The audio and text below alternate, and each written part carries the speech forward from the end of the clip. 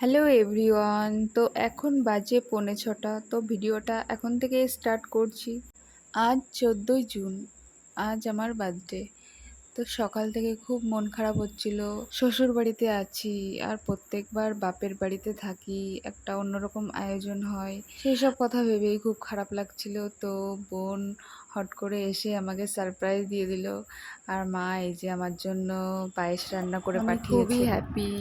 তো দেখো এইদিকে আবার একটু রসুন ছাড়িয়ে নিচ্ছি, চিকেন রান্না হবে।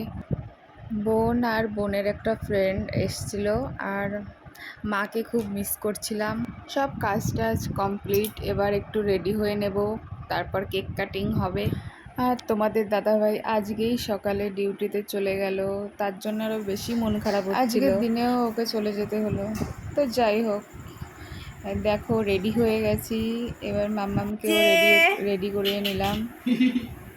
দেখো মামাম মিমিকে দেখে খুব খুশি হয়, ওর সঙ্গেই হাসাহাসি করছিল।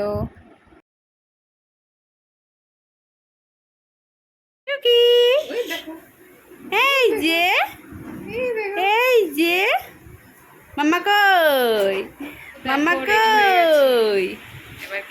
তুই না আসলে এইসব কিছুই হতো না। তো থ্যাংক ইউ বলে তোকে ছোট করব না, তোর জন্য অনেক অনেক ভালোবাসা রইলো দিনটাকে এত স্পেশাল করে দেওয়ার জন্য। দেখো সবাই চলে এসেছে, এবার কেক কাটিং হবে।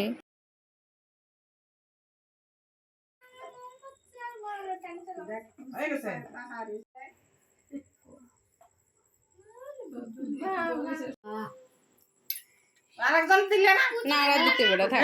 হ্যাঁ ওর দে চাইয়ে রইছে। ওলে বাবা এর মতো হয়ে রইছে। দেখ দেখ মোড়া পড়া না, মাইয়ে ভয় পায়।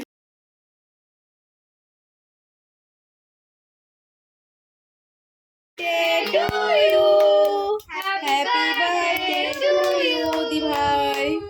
Happy